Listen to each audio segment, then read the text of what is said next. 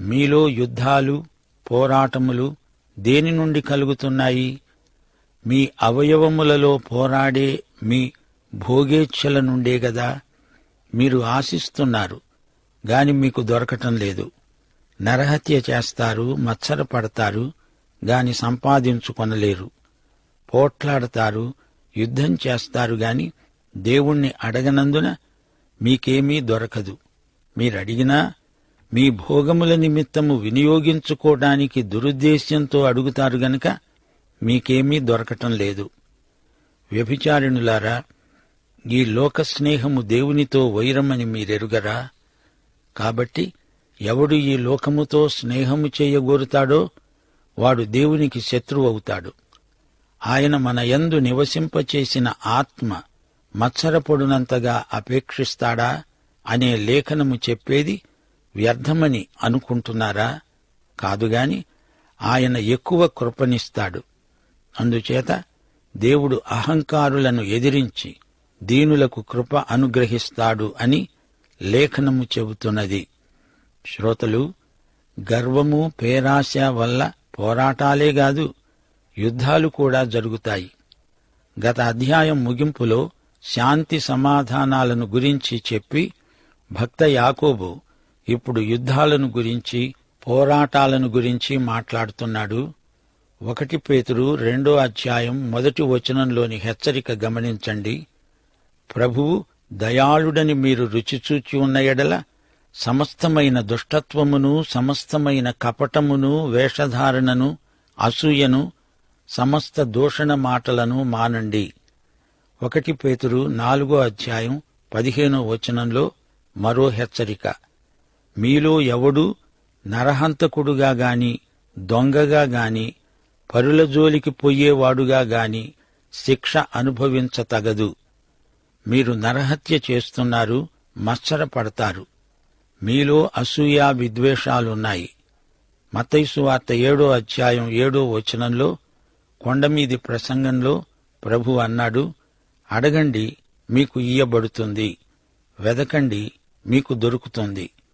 యాకోబు అంటున్నాడు, మీరు అడుగుతారు గాని దురుద్దేశ్యంతో అడుగుతారు కాబట్టి మీకు దొరకటం లేదు. మత్తయి సువార్త 21వ అధ్యాయం 22వ వచనంలో ప్రభు అన్నాడు, మీరు ప్రార్థన చేసేటప్పుడు వేటిని అడుగుతారో అవి దొరికినవి అని నమ్మిన ఎడల మీరు వాటినన్నిటినీ పొందుతారు. అయితే ఇక్కడ భక్త యాకోబు అంటున్నాడు, మీ భోగముల నిమిత్తము వినియోగించుకోటానికి అడుగుతున్నారు గనుక మీకు అది లభించటం లేదు. మీ అవయవములలో భోగేచ్ఛలు సందడి చేస్తున్నాయి. అందుకే మీరు అడిగినా మీకవి ఇవ్వబడవు. వ్యభిచారిణులారా అంటూ రచయిత సంబోధిస్తున్నాడు. వ్యభిచారులారా, వ్యభిచారిణులారా అంటూ స్త్రీ పురుషులిద్దరినీ ఉద్దేశించి రచయిత మాట్లాడుతున్నాడు. ఇది ఆధ్యాత్మిక వ్యభిచారానికి చెందిన మాట. అనగా దేవుణ్ణి విడిచి లోకంతో స్నేహం చేస్తున్నారు. అపవిత్ర స్నేహం. లోక స్నేహం దేవునితో విరోధం. యోహాను సువార్త 15వ అధ్యాయం 18, 19 వచనాలలో ప్రభు అన్నాడు, లోకము మిమ్ములను ద్వేషించిన ఎడల మీకంటే ముందుగా నన్ను ద్వేషించిందని మీరెరుగుదురు. మీరు లోక సంబంధులైన ఎడల లోకము తన వారిని స్నేహిస్తుంది. అయితే మీరు లోక సంబంధులు కారు. నేను మిమ్ములను లోకములో నుండి ఏర్పరచుకున్నాను. అందుచేతనే లోకము మిమ్ములను ద్వేషిస్తున్నది. నిర్గమకాండం 20వ అధ్యాయం 5వ వచనంలో దేవుడన్నాడు, నీ దేవుడనైన యెహోవానగు నేను రోషము గల దేవుడను. నన్ను ప్రేమించి నా ఆజ్ఞలు గైకొనే వారిని కరుణిస్తాను. మనలో ఉన్న పరిశుద్ధాత్మ మనం దేవుణ్ణి మాత్రమే ప్రాణాధికంగా ప్రేమించేలా మనల్ని ప్రేరేపిస్తాడు. ఆయన మనకు ఎక్కువ కృపనిస్తాడు. దేవుడు అహంకారులనెదిరిస్తాడు, దీనులకు కృప అనుగ్రహిస్తాడు. 1 పేతురు 5వ అధ్యాయం 5వ వచనం కూడా ఇదే మాట అంటోంది. దేవుడు అహంకారులను ఎదిరించి దీనులకు కృప అనుగ్రహిస్తాడు. ఆయన బలిష్టమైన చేతి క్రింద దీన మనస్కులై ఉండండి. శ్రోతలు వింటున్నారా? ఈ అధ్యాయం చాలా ముఖ్యమైంది. లోకస్నేహమంటే ఏమిటి అనే అంశాన్ని చర్చిస్తున్నాడు రచయిత. సైతానును ఎదిరించి ఎలా పోరాడాలి? లోకంతో ఒకటైపోకూడదు. లోక వినోద కాలక్షేపాలలో పాలు పొందకూడదు. తాగుబోతులతో, వ్యభిచారులతో కలిసి వారి వ్యాసంగాలలో పాల్గొనకూడదు. అంతేకాదు, లౌకిక తత్వం దాన్ని మించినది. వారి నుండి నీవు దూరంగా ఉన్నాననుకుంటే సరిపోదు. నీ వేషభాషలు మాత్రమే నీ ప్రత్యేకతకు సూచనలు కావు. నీవు క్రమంగా సంఘారాధనలకు హాజరైనంత మాత్రాన సరిపోదు. నీవు చేసే పనిని బట్టి నిర్ధారణ చెయ్యలేము. యాకోబు రోగ చిహ్నాలను కాదు, రోగాన్నే చూస్తున్నాడు. మనిషి చచ్చేది రోగ లక్షణాలను బట్టి కాదు, రోగాన్ని బట్టి. రోగానికి చికిత్స కావాలి కాని రోగ చిహ్నాలకు కాదు. గడియారంలో 2 ముళ్ళు, నిమిషాల ముళ్ళు, గంటల ముళ్ళు, ఈ 2 పనిచేయడం లేదంటే గడియారం లోపల పాడైపోయింది. అది రహస్యం. మానవునిలో, అతని ఆంతర్యంలో లోకం, లోకతత్వం, లౌక్యం నిండి ఉన్నాయి.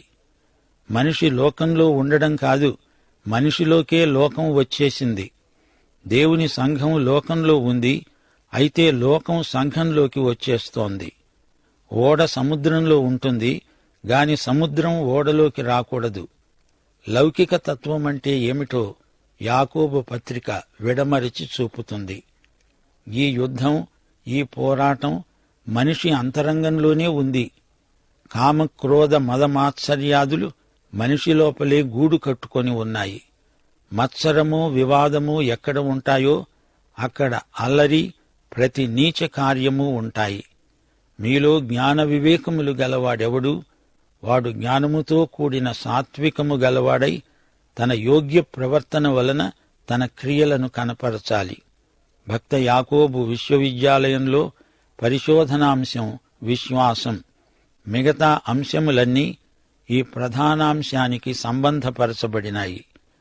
విశ్వాస సహితమైన క్రియలు సాత్వికాన్ని నేర్పుతాయి. పైనుండి వచ్చే జ్ఞానము పవిత్రం, సమాధానకరం. సాత్వికం, మృదుశీలం, సహనం, వినయ విధేయతలు మనకు ఆధ్యాత్మిక అలంకారాలు. మత్సరము, వివాదము అల్లరికి దారితీస్తాయి. అల్లరి ఎంతటి నీచ కార్యానికైనా తెగిస్తుంది. సంఘములోకి ప్రవేశించిన లోకతత్వం మూలంగా రకరకాల సిద్ధాంతాలు, శాఖోపశాఖలు బయలుదేరాయి. విచ్ఛిన్నకరమైన ధోరణులు బయలుదేరాయి. విభేదాలు ఎక్కువవుతున్నాయి. పోటీ మనస్తత్వం ఎక్కువగా కానవస్తోంది. ఈ లౌకిక జ్ఞానం భూ సంబంధం, ఇహలోకానికి చెందినది, ప్రకృతి సంబంధం, మానసిక ప్రవృత్తి. చివరికి అది దయ్యాల జ్ఞానంగా పరిణమిస్తుంది. సైతానీయ విధానాలకు అది దారితీస్తుంది. ఇప్పుడు మనం యాకోబు యొక్క విశ్లేషణను మరోసారి గమనిద్దాము. మీలో జగడాలకు, పోట్లాటలకు కారణమేమిటి? మీ అవయవాలలో పోరాడుతున్న మీ కోరికలే గదా. యుద్ధాలు, పోరాటాలు. యుద్ధాలు జాతిపరమైనవి, స్థానికమైనవి పోరాటాలు. కుటుంబాలలో, సంఘాలలో ఇవి జరుగుతూ ఉంటాయి. మీ అవయవాలలో ప్రవర్తిల్లే స్వార్థం, స్వాతిశయం, స్వాభిమానం, వీటి వల్లనే యుద్ధాలొస్తాయి, పోరాటాలు చెలరేగుతాయి, సంఘర్షణలు, వాదోపవాదాలు మొదలవుతాయి. మీరు ఏవేవో కావాలని ఆశిస్తారు, అవి మీకు దొరకవు గనుక హత్య చేస్తారు. మీకు అసూయ కలుగుతుంది, కాని కోరుకున్నది సంపాదించుకోలేరు. అంచేత కొట్లాటలు, జగడాలు జరిగిస్తారు. స్వార్థాపేక్షలో నుండే యుద్ధాలు పుట్టుకొస్తాయి. ఇదే లౌకిక ప్రభావం. మానవుని ప్రాచీన స్వభావములో నుండి ఈ యుద్ధాలు, పోరాటాలు పుట్టుకొస్తున్నాయి. క్రీస్తునందలి విశ్వాసం ద్వారా తిరిగి జన్మించిన వ్యక్తి, పరిశుద్ధాత్మతో నింపబడిన వ్యక్తిలో సమరం కాదు, శాంతి ఉంటుంది. ఈ లోకం పోకడ ఎలా ఉందో ఒక్కసారి పరిశీలించండి. ఇదే దుష్ప్రభావం సంఘంలోకి వచ్చింది అంటే అదే లౌకికాత్మ గల సంఘమనిపించుకుంటుంది. వ్యాపార రంగంలో ఎంత పోటీ ఉందో చూడండి. చిన్న చేపను పెద్ద చేప మింగేసే తంతు. సాంఘికంగా, రాజకీయంగా, సామాజికంగా అంతటా పోరాటాలే. మొదట మనిషి అంతరంగం మారితేనే కాని వివిధ రంగాలలో శాంతి ప్రవర్తిల్లడం కల్లా. కుటుంబంలో మనస్పర్ధలు, ఒకరికి మరొకరికి మధ్య కలహం, అసూయ, కక్ష సాధింపు ప్రవృత్తి, వీటన్నిటికీ మూలం మనిషి అంతరంగం. మీరు అడగరు, మీకు దొరకదు. అథవా అడిగినా దురుద్దేశ్యంతో అడుగుతారు. మన కోరిక ఏదో దాన్ని ప్రభువుకు ప్రార్థనలో చెప్పుకోవాలి. సదుద్దేశ్యంతో అడిగింది దొరుకుతుంది, లేకపోతే అది లభించదు. లౌకిక తత్వం గల వ్యక్తి చేసే ప్రార్థనకు జవాబు ప్రతికూలమవ్వచ్చు. లౌకిక తత్వానికి విరుగుడు ప్రార్థన. విశ్వాస సహితమైన ప్రార్థన ద్వారా ప్రతిఘటనలను జయించగలం. 1 యోహాను 5:4 దేవుని మూలముగా పుట్టిన వారందరూ లోకమును జయిస్తారు. లోకాన్ని జయించిన విజయము మన విశ్వాసమే. దేవుని యందు విశ్వాసముంచు, ప్రార్థించు, నీ హృదయ వాంఛను ఆయనకు అప్పగించు. నీ హృదయంలో సంఘర్షణ ఉందా, మత్సరం ఉందా? ఉంటే అది ఆయనకు చెప్పు, చూపు. చాలామంది ప్రభువు దగ్గరికి వెళ్లి తాము ఎంత మంచివారమో చూపుకోవడానికి ప్రయత్నం చేస్తారు. మన మంచితనాన్ని చూచి దేవుడు మనం అడిగిందల్లా ఇచ్చేస్తాడులే అనుకుంటారు. దాపరికం లేకుండా నీ అంతరంగంలో ఉన్నదంతా ఆయన సన్నిధిలో కృమ్మరించు. నీవు ఎదుర్కొంటున్న శోధనలను ఆయనకు తెలియచెయ్యి. నీ హృదయానికి కలిగిన గాయాలను ఆయనకు చూపు. నీలోని అనిశ్చిత మనస్తత్వాన్ని ఆయన ఎదట ఒప్పుకో. నీలో ఉన్న స్వార్థాన్ని ఆయనకు పట్టివ్వు. నీ దురభిమానం, నీ దురుద్దేశ్యాలు అన్నీ ఆయన ఎదుట ఒప్పుకో. నిన్ను నీవు సమర్థించుకోకూడదు. నీ బలహీనతలన్నీ ఒప్పుకో. నీ అక్కరలు, నీ కష్టనష్టాలు అన్నీ చెప్పుకోవాలి. దేవుడు నిన్ను నూతనపరుస్తాడు. దేవునితో ఈ విధంగా నీకు సన్నిహిత సహవాసం ఏర్పడుతుంది. ఆయనతో సన్నిహిత సహవాసం నీకెంతో ధైర్యం, నిరీక్షణ, ఉత్సాహం. మన బలహీనతలను క్షమిస్తాడు. మన ప్రార్థనలకు సత్వరమే జవాబు వచ్చి తీరుతుంది. నీ హృదయంలోని మత్సరం, గర్వం, అసూయ మొదలైన దుర్గుణాలు పోవాలంటే వెంటనే యేసుక్రీస్తు దగ్గరికి రావాలి. ఆయనే మన పరమ వైద్యుడు. ఏ మనస్తత్వ శాస్త్రజ్ఞుడు సంపూర్ణ చికిత్స చేయజాలడు. రోగాన్ని శరీరం నుండి మనసుకు, మనసు నుండి ఆత్మకు బదిలీ చేస్తారంతే. యేసుక్రీస్తు దగ్గరికి ఆలసించక తక్షణమే రావాలి. యేసే మన సమస్యలన్నిటికీ జవాబు. ఆయనే పరిష్కారం. ప్రభువుకు హృదయాన్ని చూపకుండా నీవేది అడిగినా నీ సుఖభోగాల కోసమే వాడుకునేందుకు అడుగుతావు. నీ దురుద్దేశాన్ని బట్టి నీకేమీ దొరకదు. స్వార్థ ప్రయోజనం కోసం అడిగింది దొరకదు, దేవుడివ్వడు. వ్యభిచారులారా, లోకంతో స్నేహం చేస్తారా? అది దేవునితో వైరమని మీకు తెలియదా? అందుచేత ఎవరైతే లోకంతో స్నేహాన్ని కోరతారో వారు దేవునికి శత్రువులవుతారు. లోకంతో రాజీపడి పని గడుపుకుందామని చూస్తున్నారా? అది ఆధ్యాత్మిక వ్యభిచారమవుతుంది. దేవుణ్ణి విడిచిపెట్టి వారిని వీరిని ఆశ్రయించి తాత్కాలిక ప్రయోజనం తీర్చుకోవడం ఆత్మ సంబంధమైన వ్యభిచారం. ఇలాంటి ప్రవృత్తిలో నుండి అన్ని బలహీనతలు పుట్టగొడుగుల్లాగా లేస్తాయి. వివాదాలు, కార్పణ్యాలు, కక్షలు బయలుదేరతాయి. లోకస్నేహం దేవునితో విరోధం గదా. ఈ సంగతి మీరెరుగరా? లోక సంబంధమైన వ్యవస్థలు ఎన్నో ఉన్నాయి. వారు తమ పనులు చేసే తీరు అంతా లోక సంబంధమైనది. వారి ఉద్దేశ్యాలు, పద్ధతులు ఆత్మ సంబంధమైనవి కానే కావు. మనలో నివసించడానికి తాను ఉంచిన ఆత్మ కోసం దేవుడు తీవ్రమైన ఆశతో అపేక్షిస్తాడని చెప్పిన లేఖనం వ్యర్థమనుకుంటున్నారా? దేవుడు మన పట్ల ఎంతో ప్రేమ గలవాడు. మనం ఆయనకే మన ప్రేమనివ్వాలి. మరెవరికిచ్చినా ఆయనకు రోషం వస్తుంది. మనలోని పరిశుద్ధాత్మ ప్రేమాత్మ. మనకు అనుగ్రహించబడిన పరిశుద్ధాత్మ ద్వారా దేవుని ప్రేమ మన హృదయాలలో కృమ్మరించబడింది. ఆయన మరెక్కువ కృపనిస్తాడు. దేవుడు గర్విష్ఠులను ఎదిరిస్తాడు గాని వినయశీలులకు కృప చూపుతాడని లేఖనం చెబుతోంది. దేవుడు కృపాసంపన్నుడు. ఆయన కృప మన పట్ల విస్తరిస్తోంది. అర్హత యోగ్యత లేనివారికే దేవుని కృప లభిస్తుంది. కృప అంటే నిర్హేతుకమైన దేవుని ప్రేమ. దేవుడు కృపచేత మనలను రక్షించాడు. ఎందుకనగా ఆయన మనలను ఎంతో ప్రేమించాడు. యేసు శిలువపై మన కోసం ప్రాణం పెట్టడంలో ఆయన కృపను గుర్తించగలం. మన హృదయస్థితి మంచిది కాదు, కాని ఆయన మనలను చేర్చుకుంటున్నాడు. దేవునికి స్తోత్రం. సజీవుడై మహిమలో ఉన్న క్రీస్తు ఇప్పుడు పరలోకంలో దేవుని కుడిపార్శ్వమందు కూర్చుండి మన కోసమై విజ్ఞాపన చేస్తున్నాడు. నీ చుట్టూరా ఔషధాలెన్ని ఉన్నా నీ రోగానికి సరైన ఔషధం నీవు తీసుకోవాలి. నీరు నీ చుట్టూరా ఉంది. దాహం తీరాలంటే నీవు తాగాలి. నీ ముందే సబ్బు నీరు ఉన్నప్పుడు వాడుకొని శుభ్రం చేసుకోవాలి. అలాగే తరుణం ఉండగానే ప్రభువు వద్దకు వెంటనే రావాలి. సోదరీ సోదరులారా, వింటున్నారా? మానవ సమాజంలో సంఘర్షణలకు మూలం దురాశ. శరీర అవయవాలే యుద్ధాలకు పోరాటాలకు కారణం. 1 పేతురు 2:11 ప్రియులారా, మీరు పరదేశులను యాత్రికులను అయి ఉన్నారు గనుక ఆత్మకు విరోధముగా పోరాడే శరీరాశలను విసర్జించండి. ఈ పోరాటం ఉద్ధృతమైతే ఆ వ్యక్తి నాశనానికి అది హేతువవుతుంది. మరో మాట, ప్రార్థించే విశ్వాసులు స్వార్థం లేనివారై ఉండాలి. సుఖభోగాసక్తులై ఉండకూడదు. ప్రార్థనాత్మ లేనిదే ప్రార్థనకు జవాబు రాదు. దొంగతనం చేసేవాడు దేవునికి ఏమని ప్రార్థిస్తాడు? పూర్వం కొందరు క్రైస్తవులు బానిస వ్యాపారం చేస్తూ తమ వ్యాపారాన్ని దీవించమని ప్రార్థించేవారట. ఇదెంత విడ్డూరం!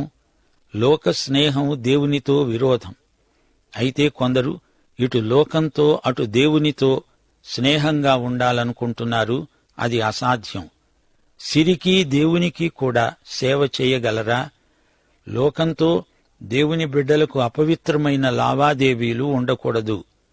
దేవుని నియమం ప్రకారం దేవుని కంటే ఎక్కువ విశ్వాసులు మరి దేనిని ఎవరిని ప్రేమించకూడదు. అది ఆధ్యాత్మిక వ్యభిచారం అవుతుంది. దేవునికి నీ హృదయమిచ్చి తిరిగి లోకం వెంట వెడితే అది దేవుని మనసుకు ఎంతో బాధ. ఈ లోకంలో శాంతి లేదు, సమాధానం లేదు. మానవ కుటుంబంలో పోరాటాలు ఎందుకొస్తాయి అంటే దానికి ఒక్కటే జవాబు: మానవుని హృదయంలో పేరుకొనిపోయిన పేరాశ. సంఘాలలోకి కూడా ఈ సంఘర్షణలను సైతాను రవాణా చేస్తున్నాడు. ఆ రోజుల్లో రాజకీయంగా ఎంతో కలవరం చెలరేగింది. సంఘాల్లో వివాదాలు, సిద్ధాంతాల తర్జన భర్జనలు కూడా ఎక్కువయ్యాయి. సులువుగా చిక్కులు పెట్టే పాపానికి విశ్వాసులు లోనవుతున్నారు. అలాంటి పరిస్థితుల్లో యాకోబు ఈ మాటలు రాస్తున్నాడు.